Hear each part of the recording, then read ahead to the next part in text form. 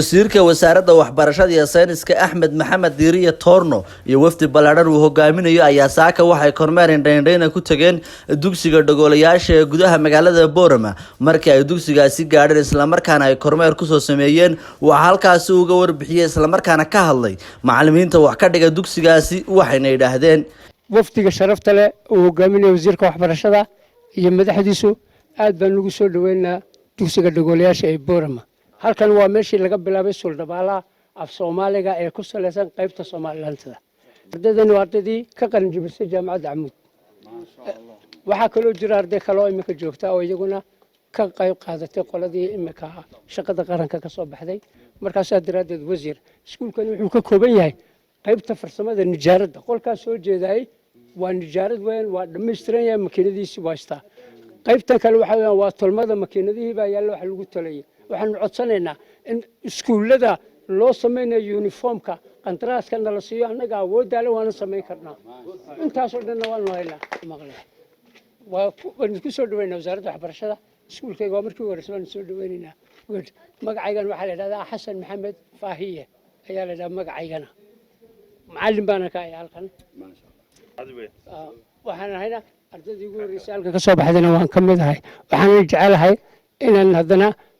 programka waxa noogu jiray markii hore feeding baa noogu jiray marka college-ka waxa uu lahaa iskuulka halka waxa laga soo ururin jiray miyiga ardayda laga soo ururin jiray marka wuu laga xidhmay barnaamijkaasi marka barnaamijka noogu darin waxa weeyaan marka hadaan heli lahayn feeding-ga marka ardaydu dadkii waan heleynaa laakiin in kastaba xujo naga dhigay maxaad ilmahayga waa sameeyay ka mas'uul ka noqon kara inta kadib waxa hadalka iska daba qaatay gudoomiyaha wasaaradda waxbarashada ee gobolka Awdal Professor Sheekh Cismaan Ciye iyo gudoomiyaha imtixaanaadka heer qaran Daawud Axmed Faarax waxayna yiraahdeen aad iyo aad baan ugu faraxsanahay aragiina iyo imaadkiina aan idin nimid aad iyo aad baan ugu farxan runtii si aanan ugu farxin iskuuladii kale soo mareynay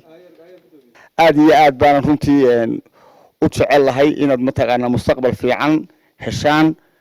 oo yaani kamid noqotaan mas'uuliyiinta wadanka wasiirkuna si gaar ah iskuulkiina u daneynaya iskuulkooda tagima jira isaga laga bilaabay saaka Soomarista iskuuladii kale oo dhan kan baa laga bilaabay waa tixgelinayo marka ardayda eerka waxa iga gaarsiisaan inay sii buugagtii eerkana waa la idin wadaa waa idin diyaar in kuna dadaashaan guul baan idin rajaynayaa waftigeygan wax kale ma waxa ay koorgalida ujeedada koobaad ee iskuul kale lama soo marin sida Daawud ka dhawaajiyay waa ahmiyad gaar ah dugsigan wasiirku siinayay si uu u arko saacadu wasiir dugsigan markii hore waxa gacanta ku hayn jirtay si la sheegaalnino laakiin imika ka wasaarad ahaan baynu gacanta ku haynaa dugsiga waxaynu siinaa kab inaan 3 biloodkii 25 milyan oo sanadkii noqonaysa 100 milyan oo macallimiintuna dhammaan waxaynu ku darnay hal mar oo shaqaaleysiintu ay soo baxday gibigeyga waxa laga dhigay macallimiinta dugsiga Dhagoole Yaasha markii hore shaqaale ma ahayn